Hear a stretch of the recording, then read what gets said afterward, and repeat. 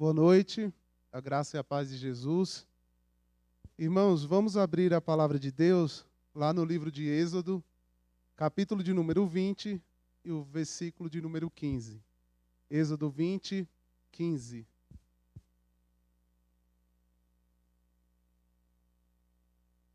É um versículo bem curto, um dos mandamentos, que diz assim: não furtarás. Êxodo 20, 15 diz: não furtarás. Durante este mês de maio, estamos trabalhando aqui na igreja com o tema família.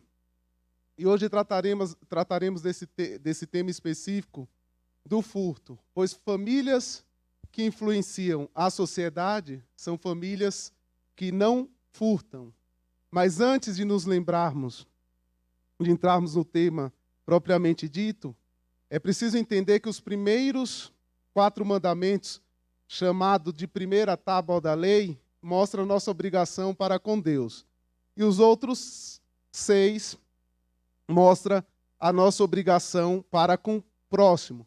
Tanto que no Novo Testamento, nosso Senhor coloca a nossa obrigação para com Deus e para com o próximo nas seguintes palavras, da seguinte maneira: amarás o Senhor teu Deus de todo o teu coração, de toda a tua alma, de todo o teu entendimento. Esse é o primeiro mandamento, ou seja, resumindo os 4 primeiros mandamentos do Decálogo, e o outro segundo mandamento semelhante a este é: amarás o próximo como a ti mesmo. Desses 2 mandamentos depende toda a lei e os profetas. Esses são os outros 6 mandamentos que nós encontramos lá no livro de Mateus. E esses 10 mandamentos, eles enfatizam que cada um de nós devemos fazer em relação ao próximo. Não o direito que nós temos em relação ao próximo, mas o que nós devemos fazer em relação ao próximo e também em relação ao próprio Deus. Assim, quando Deus ele pede para nós honrarmos pai e mãe e honrar toda a autoridade, ele está protegendo o quê? O valor da autoridade. Quando Deus proíbe o assassinato, ele está protegendo e defendendo a vida humana. Quando ele proíbe o adultério, ele faz isso para proteger o valor do casamento e da família. Quando ele proíbe o roubo, ele está requerindo de nós o respeito pelo direito do próximo à propriedade privada. E dentro do que nós vamos tratar hoje, iremos perceber que muitos grupos e muitas famílias por aí, ela tem buscado de todas as maneiras seus interesses pessoais. E isso acaba atingindo ali outras famílias e outros grupos, colocando aqueles grupos em risco. E esse 8º mandamento, não furtarás, ele parece direto ao ponto. E aí a maioria das pessoas vão dizer o seguinte: mas eu nunca roubei um banco, eu nunca roubei uma instituição, então eu sou uma pessoa boa. Mas, contudo, Deus conhece o quê? A profundidade dos nossos corações pecaminosos. E logo aprendemos que a palavra dele, que o conceito de furto é muito mais amplo do que nós podemos imaginar. E dito isto, hoje nós trabalharemos com alguns pontos específicos sobre a questão do furto, dando ênfase em alguns deles, alguns dos furtos. Porque esse conceito é tão amplo e são inúmeras situações que podem ser colocadas como furtos. Mas hoje eu quero destacar alguns pontos e dentro desses pontos, alguns furtos. O primeiro ponto é: qual é a base desse mandamento? A base desse mandamento é o direito de vida e propriedade. O fato de o Criador, Deus, ter criado o homem, a sua imagem e a sua semelhança, ele deseja o quê? Que esse homem tenha direito à exclusividade de posse e de gozo a certas coisas. Dá o direito à vida a esse homem. E essa é a única segurança que o homem, de fato, ele precisa ter perante a sociedade. Assim, o que é que o mandamento proíbe? De tomar injustamente qualquer coisa que não seja propriedade nossa. É um mandamento que trata de preservar a vida em comunidade. É um mandamento ligado ao 10º mandamento de não cobiçar. Vocês vão ver que eles estão bem próximos, porque normalmente para você furtar, você precisa cobiçar algo antes. E esse furto ele assume diversas formas. incluindo algumas que eu vou citar. Ó. O roubo pode ser considerado um furto, o sequestro, o tráfico de seres humanos, a receptação de coisas furtadas, as transações fraudulentas, o uso de pesos e medidas falsas, a violação de propriedade, a injustiça nos contratos, a extorsão, os contratos de empréstimos imorais, tomar emprestado e não devolver, o plágio e assim por diante. Tudo isso e muito mais está colocado na Bíblia. E percebe, então, aqui que o furto ele é bem maior, esse conceito ele é bem mais amplo do que a gente pode imaginar. E o segundo ponto que eu quero tratar com os irmãos é o seguinte: como esse mandamento é violado? Eu sei que tudo isso é furto, mas agora nós vamos entender como que ele é violado. Ele é violado quando tiramos vantagem de nosso próximo em qualquer tipo de tratado que resulte uma perda para ele. Em outras palavras, uma pessoa furta não só quando ela rouba o cofre de um homem, a carteira, mas ela furta também quando ela tira vantagem do próximo, seja no mercado, seja na mercearia, seja no açougue, nas oficinas. Resumindo, em todo lugar que haja negociação e dinheiro, e que esse dinheiro ele é trocado por bens ou trabalho, você pode estar furtando. Você pode furtar ao receber um troco errado, perceber que aquele troco está errado e você não o devolve. Você pode estar furtando ali, você está furtando ali. Você tem um posto de gasolina, por exemplo, e você coloca a gasolina adulterada nela. Você está furtando aquela outra pessoa, colocando ali um produto que é falso. E se nós olharmos para a humanidade em todas as suas condições, o que mais nós encontramos são o quê? Ladrões. O que mais observamos são pessoas querendo tirar vantagem de algo ou querendo tirar vantagem do próximo. Isso é nítido. Sempre as pessoas por aí estão querendo, muitas vezes, tirar vantagem de qualquer situação que seja. Esse mandamento, ele pode ser violado também. O cristão ele pode violar também esse mandamento quando ele rouba, por exemplo, o tempo do outro. Ao chegar atrasado no encontro que você marcou, você está furtando. Porque você está roubando o tempo daquela outra pessoa, você não está cumprindo ali aquele mandamento. Quando um chefe de família ele declara de maneira errada, ali, de maneira injusta, de forma irregular, o imposto de renda, ele está fazendo o que ali? Ele está furtando também. Então é um conceito muito amplo.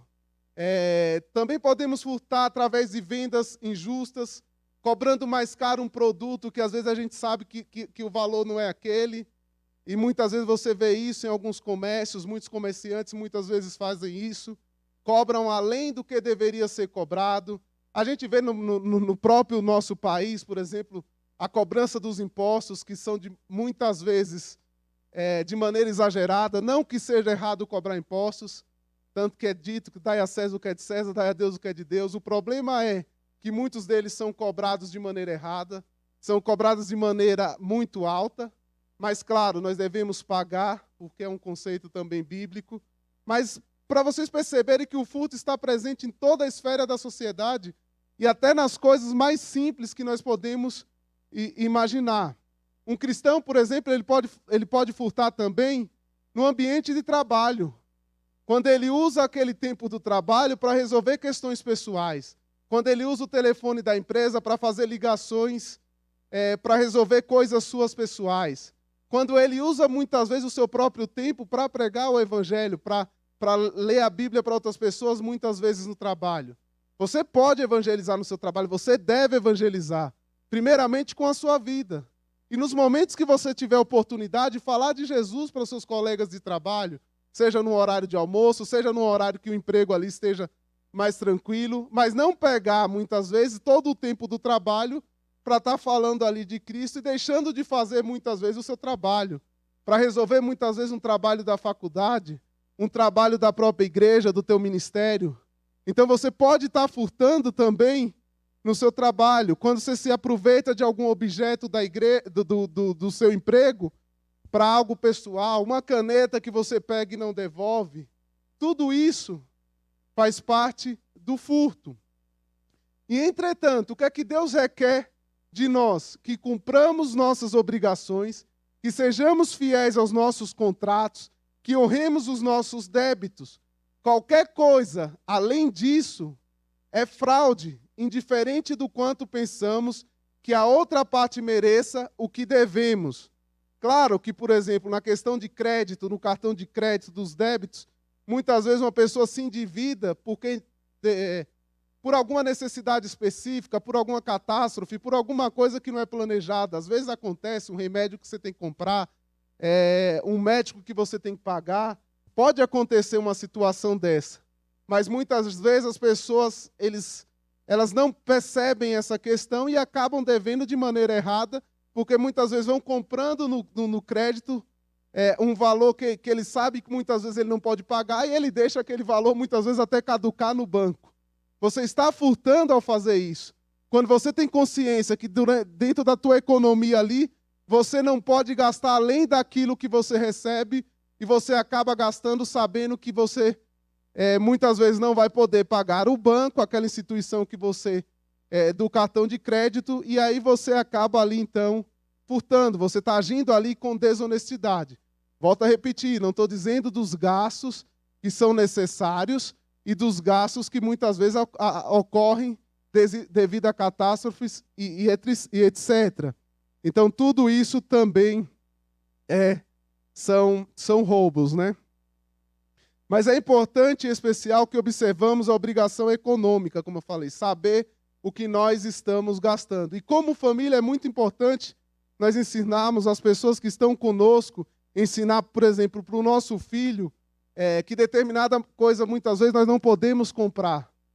E, às vezes, muitos pais nos dizem não para esses filhos. Mas é importante dizer o não para o filho, dizer que, muitas vezes, a situação financeira naquele momento está apertada, que você precisa estar gastando com outras coisas que é prioridade. Então, é muito importante fazer isso na família. Também nós violamos esse 8º mandamento quando não somos fiéis ao dizimar.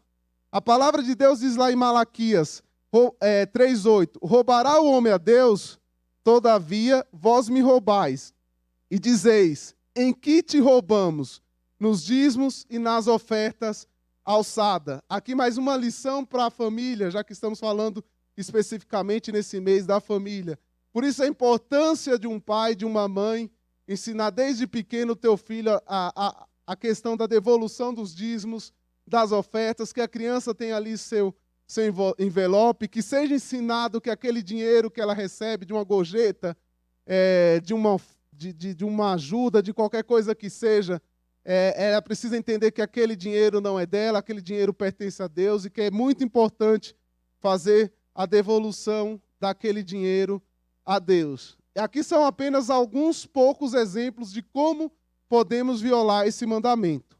E o último ponto que eu quero tratar com os irmãos hoje é esse. Ensine a tua família que o trabalho é um dom precioso de Deus. O oposto de furtar é trabalhar. O oposto de roubar é trabalhar. É importante que você mostre à sua família que o trabalho não é um mal necessário nas Escrituras, mas uma instituição da criação.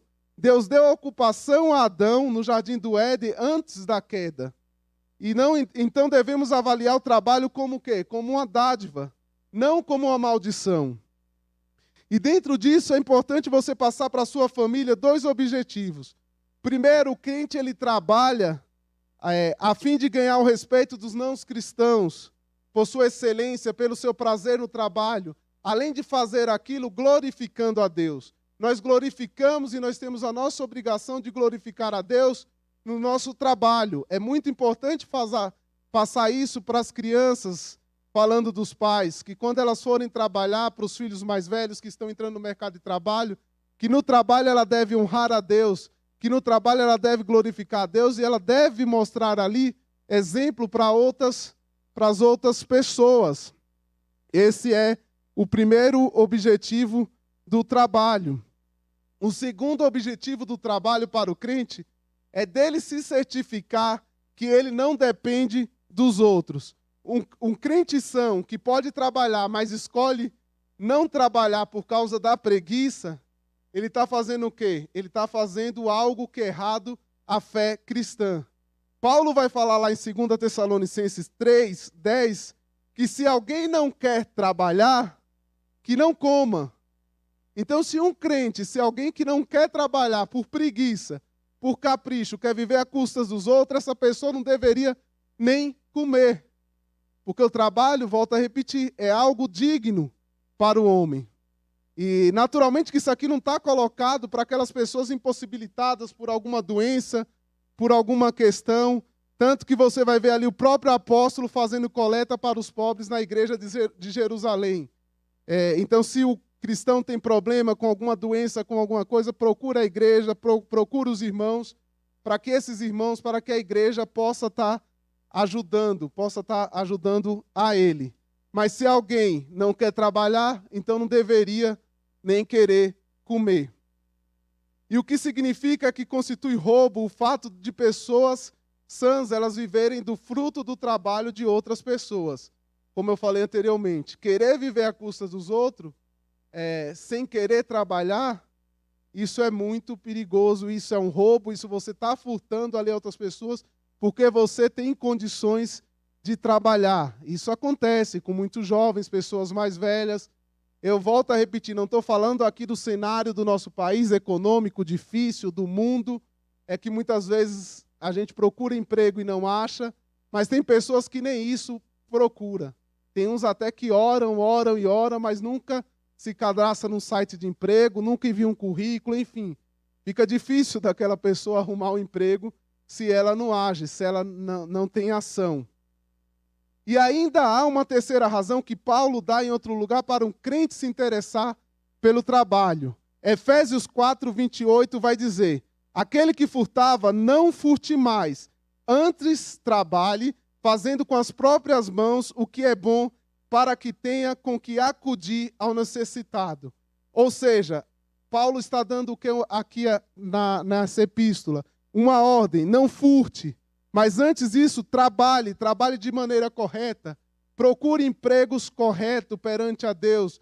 Não é que toda forma de emprego seja válida, porque tem muitos empregos por aí que são empregos errados, empregos que você tira vantagem até do próximo, fazendo coisas erradas perante a Deus e perante o homem.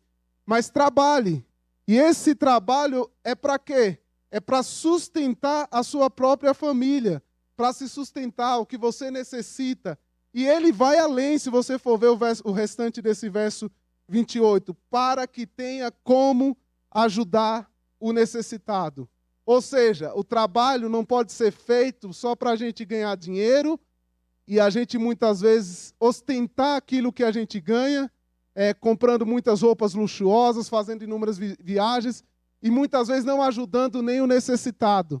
Não é essa a ideia de trabalho para o cristão. Claro que é correto você ensinar o seu filho, e é correto você procurar o que é bom, procurar crescer na vida dentro das condições legais, ter um bom emprego, ter uma boa condição financeira, se você assim puder, porque vai te ajudar em muitas questões familiares, mas principalmente para que você ajude o próximo, para que você ajude aqueles necessitados.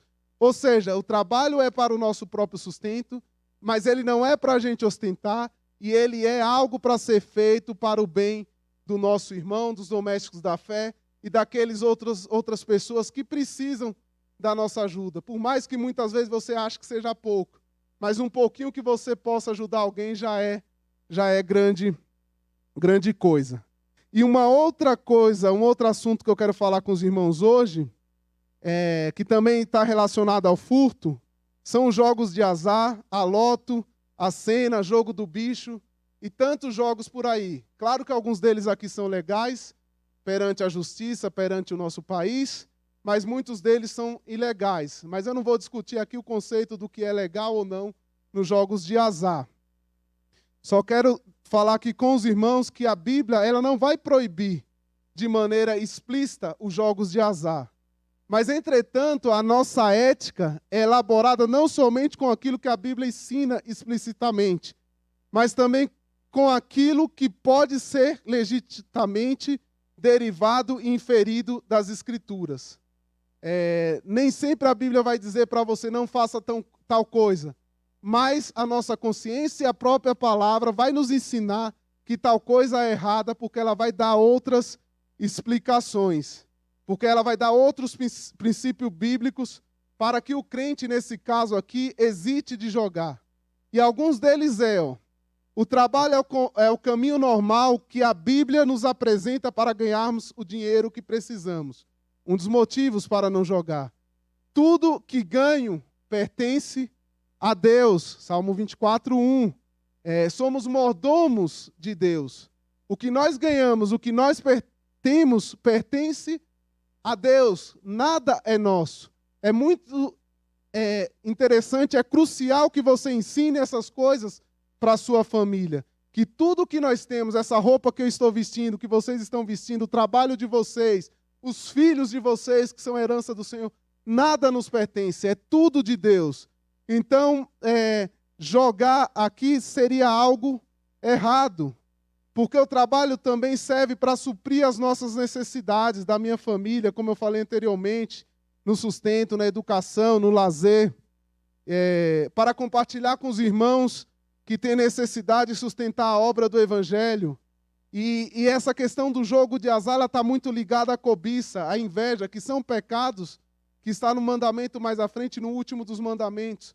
Normalmente uma pessoa joga porque ela está cobiçando aquele dinheiro, muitas vezes para ela ostentar, para ela ter uma vida fácil, para que muitas vezes ela não trabalha. Dificilmente alguém jogue, muitas vezes pensando exclusivamente em ajudar alguém, ajudar determinada instituição. Então você vê que existem princípios bíblicos que proíbam as famílias de jogarem. Eu falo isso porque eu conheço e tem pessoas que mesmo os cristãos estão entregues a esse tipo de vício. Porque inicialmente parece ser algo tranquilo, mas depois acaba se tornando um vício. O próprio livro de Provérbios vai fazer várias advertências sobre a forma de se ganhar dinheiro de maneira fácil, também de enriquecer de maneira fácil. Isso pode trazer algum castigo. E ainda é importante a gente lembrar que os jogos de azar são responsáveis por muitos males sociais, emocionais e jurídicos. É responsável pelo empobrecimento, o vício de jogar apostando dinheiro, jogar dinheiro fora. Muitas pessoas têm pouco dinheiro e o pouco que têm elas usam para jogar. Ainda existem aqueles que perguntam, olha só, ainda existem aqueles que perguntam que se ele ganhar alguma coisa num desses jogos, ele deveria usar aquele dinheiro para dizimar e para ofertar na própria igreja. Existe, por incrível que pareça. Você pode perguntar para muitos pastores, eles já passaram por certas experiências assim. E a minha tendência é dizer que não deveriam. Guardar aqui as devidas proporções. Eu lembro aos irmãos que no Antigo Testamento o sacerdote era proibido de receber oferta de dinheiro ganho da prostituição. No Novo Testamento, Pedro recusou o dinheiro de Ananias e Safira. O próprio Pedro também recusou o dinheiro de Simão, o mago. Então vocês percebem que também o jogo de azar é uma maneira ilícita de se ganhar dinheiro e você pode estar ali furtando também, fazendo aquilo, e que a Bíblia defende que a maneira correta de se ganhar dinheiro é através do trabalho, é através do trabalho honesto, é aí que nós vamos ganhar, e que o trabalho é uma dádiva. Então esses são conceitos que vocês devem passar para a família de vocês, que eu devo passar para a minha família, a minha esposa, para os meus filhos amanhã, os parentes mais próximos, para os irmãos da igreja. Nós devemos passar esse conceito de que o correto é trabalhar, de que é honroso e de que é digno trabalhar, de que ganhar dinheiro de maneira fácil é ilícito. Passar para os meus filhos que eu posso estar furtando no imposto de renda, eu posso estar furtando uma caneta no meu trabalho, uma coisa básica que seja. Qualquer coisa que você venha fazer, você pode ser acusado ali de roubo por uma coisa muitas vezes boba. Vocês percebem? Uma caneta, uma lapiseira, enfim.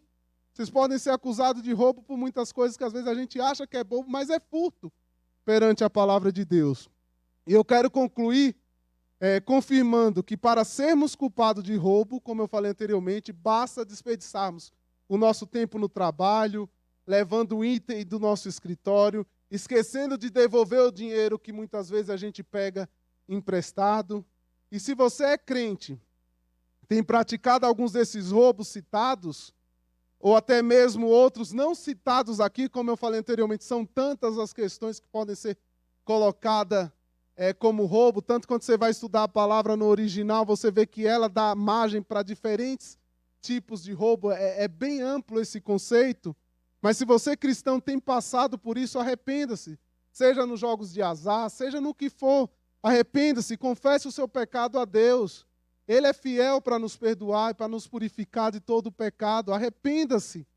Entregue-se a Deus. Se você está entregue, por exemplo, no vício de jogos de azar, porque isso é um vício muitas vezes, ou qualquer outra maneira de se ganhar dinheiro fácil, confesse ao Senhor, procure ajuda.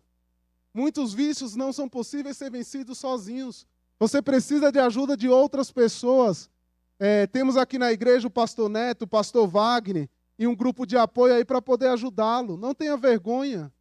Somos todos pecadores, precisamos de ajuda. Procure os pastores, procure a igreja para que nós possamos ajudá-lo de alguma maneira, seja com oração, seja com aconselhamento, de como se livrar de certos vícios.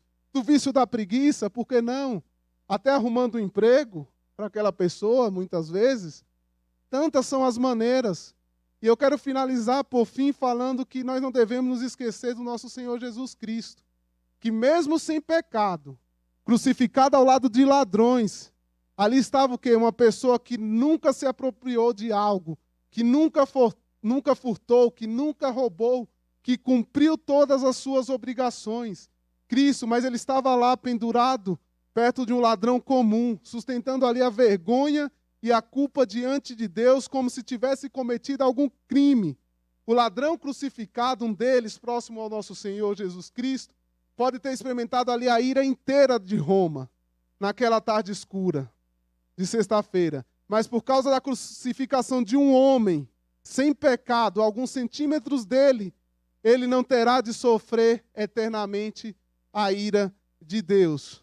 Todos os ladrões que se arrependerem e confessarem a Cristo como Senhor e Salvador de suas vidas, poderão ouvir as mesmas palavras de Jesus Cristo, as mesmas palavras do Cordeiro Imaculado no leito da morte. Hoje estarás comigo no paraíso. Se você que me escuta, que ainda não tem a Cristo, se você vive praticando furtos, tais atos, confesse a Deus, arrependa-se dos seus pecados, receba o perdão como aquele ladrão na cruz e receba ali a paz de Jesus, o perdão, o arrependimento, seja ali justificado por Ele. Que o Senhor nos abençoe e que a nossa família venha influenciar a nossa sociedade através do nosso exemplo de cristão, seja com o nosso trabalho, seja com o nosso ensinar para com as outras pessoas. Antes de estar orando para encerrar, se algum irmão desejar verificar as referências bíblicas dos tantos furtos que eu fui citando aqui, porque não deu para ir falando das referências bíblicas e de determinados termos usados aqui, até em relação aos jogos de azar, eu tenho tudo escrito no sermão. Pode me procurar que eu passo o sermão, compartilho, entrego, para que você possa estudar sem problema algum, porque são muitas referências bíblicas e o conceito, como eu falei, de furto, ele é bem amplo. A gente passaria, sei lá, uma semana falando de tudo isso. Que Deus nos abençoe, que Deus nos ajude a influenciar a sociedade, não furtando em qualquer uma dessas ações e em outras que não foram citadas. Oremos. Senhor amado Deus, soberano, Criador dos céus e da terra, te agradecemos pela Tua palavra que é viva e eficaz, Senhor. Que nós viemos colocar em prática tudo isso que foi pregado aqui hoje, não só eu, mas meus irmãos que me escutam. Muitas vezes cobiçamos algo no nosso coração, muitas vezes até algo que é simples achamos que não seja um furto, desde uma TV a cabo, tantas outras coisas, mas acabamos fazendo de maneira errada. Perdoa-nos, Senhor. Perdoa esse irmão que tem confessado. Ajuda-nos, Senhor. Sabemos que a sociedade pede por dinheiro rápido, sabemos que o marketing por aí nas redes sociais, nos comerciais incentivam a questão do dinheiro fácil e muitos têm caído em tentação, Senhor. Que nós venhamos poder trabalhar, ser digno no nosso trabalho, mostrar exemplo, Senhor. Obrigado. E que nós venhamos ser uma família que influencia o mundo, não furtando e cumprindo os teus mandamentos. Assim nós te agradecemos. No nome de Jesus. Amém.